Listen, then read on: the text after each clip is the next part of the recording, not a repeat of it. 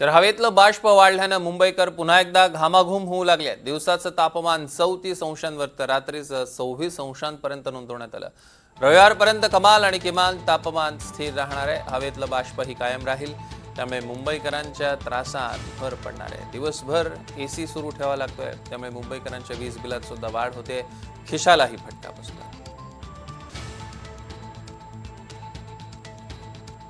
ग्राफिक्सच्या माध्यमातून बघूया मुंबईतल्या कोणत्या भागात सध्या किती तापमान आहे ते।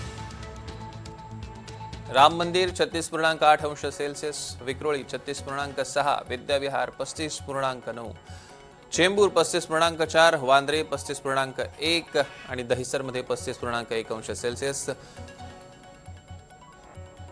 त्यामुळे मुंबईकर प्रचंड घामाघूम होतोय सध्या।